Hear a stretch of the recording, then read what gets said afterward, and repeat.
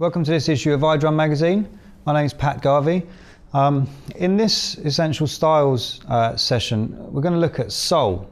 We're not going to look at it in the context of a genre, but we're going to look at it in the context of a groove by a great drummer that was played by a great drummer called Ed Greene.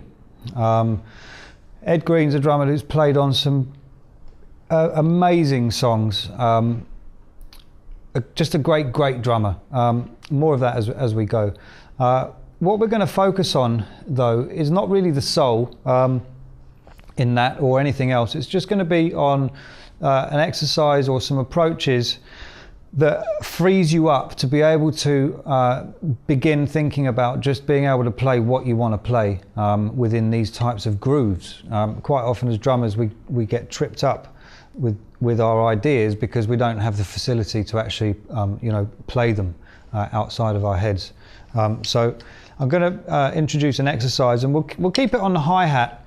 But this is an exercise that a few lessons ago we applied to paradiddles, and we did a whole paradiddle lesson within the kind of groove concepts series of lessons, where we were applying it to grooves and fills and moving accents around and all of that kind of stuff. But we're going to use it in a more systematic context this time. The original exercise was on the snare drum, and we introduced it using just 16th notes, singles, and you move the accent through the 16th notes with each bar. So I'll just play that so we're reading off the same page. I'll use the hi-hat as the quarter note reference.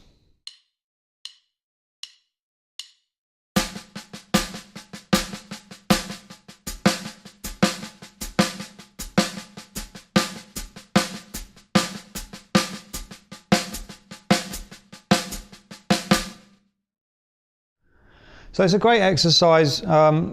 It's applicable to many things, and as I said, referencing a previous lesson, we also used it to apply flams to it, to use it for fills, and we also used it with reference to some double kick stuff way back in issue 1 and 3, I think it was.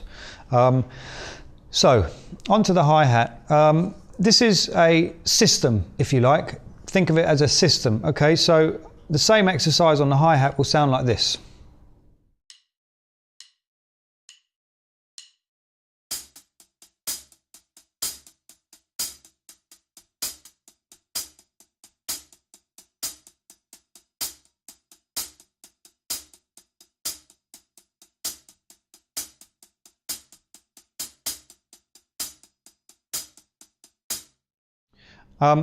You'll notice I'm playing it with my right hand.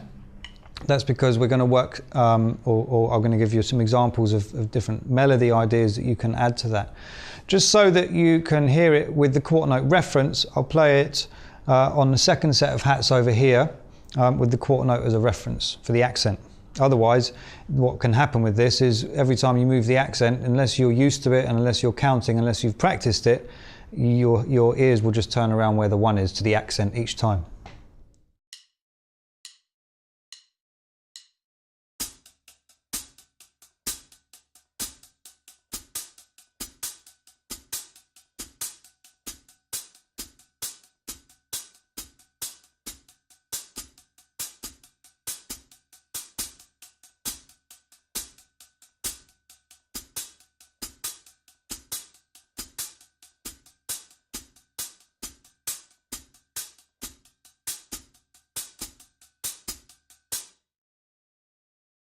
So you can hear how the accent moves around, and you can hear how it then moves around the bar.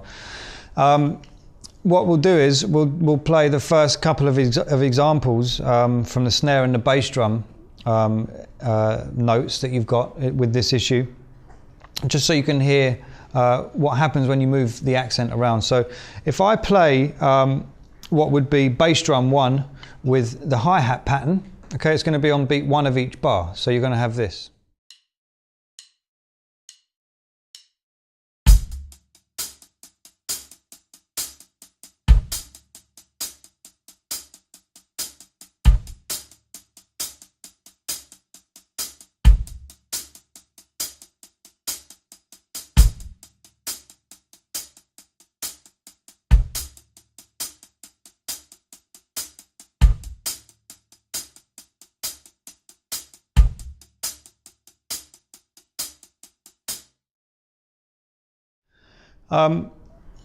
Technically, if you want to look at it like this, I'm playing the accents with the shoulder of the stick, and I'm playing everything else with the tip of the stick. And this is just to get that real contrast between accents, but also between sounds, so that whatever you do, it really brings the sound and the colour of the dynamics out, if you like.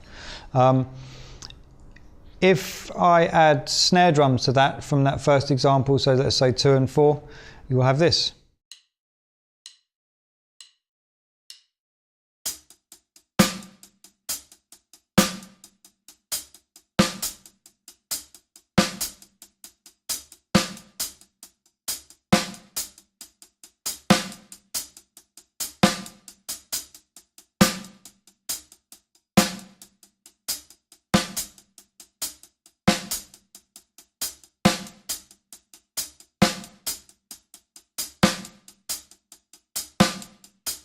So if you think of the snare drum and the bass drum part as a melody with the system, and this is not a new concept, the whole system and melody idea, you can exhaust as many possibilities, permutations of being able to play along with the right hand and being able to put other stuff with it. And what you have by the end of that is you have an exhaustive list of things that you can play, and the more you practice and play them, the more those things then become part of your playing.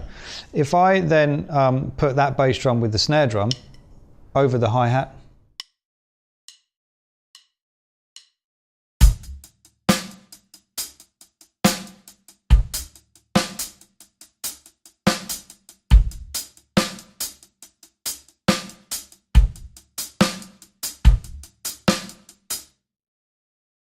you start to hear how the groove can build up. So in the last one, I added the 3 to the bass drum, so let's play it around that. So that would be your second bass drum on your notation. 1, 2, 3, 4.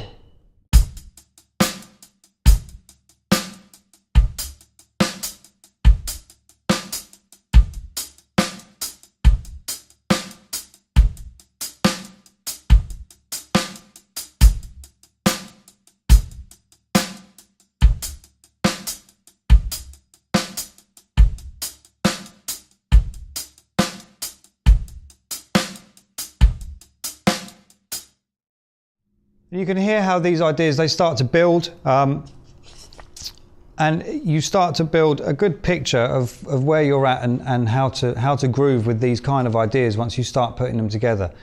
Now then, if I play the groove that you've got written out there, this is what it sounds like.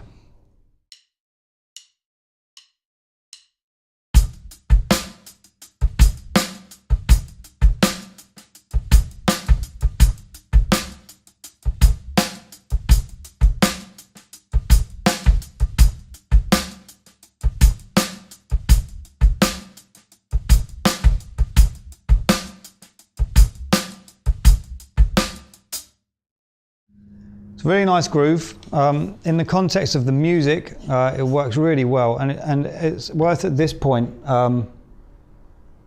It's worth at this point talking about the music. Actually, we all know as drummers that the most important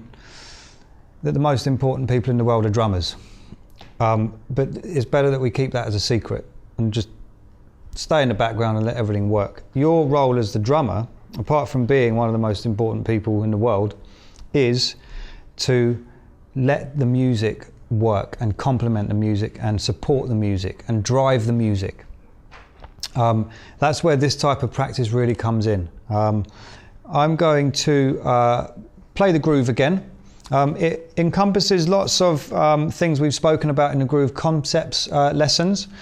All of the bass drum patterns, all the bass drum figures that you hear here are in your notes for this week, and the ghost note is in one of the previous lessons we did with the snare drum to kit lessons. I'll play the groove again, and then I'll play it in context of the music.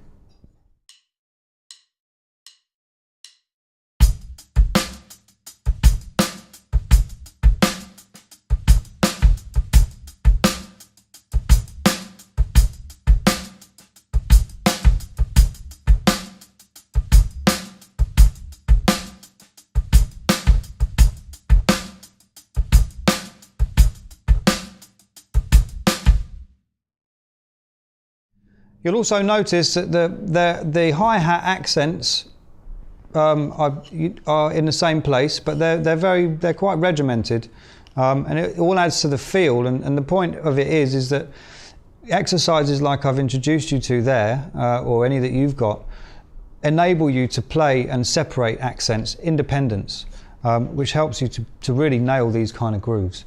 I'm going to play the track for you, which I've re-recorded in the style of the original track, if you like.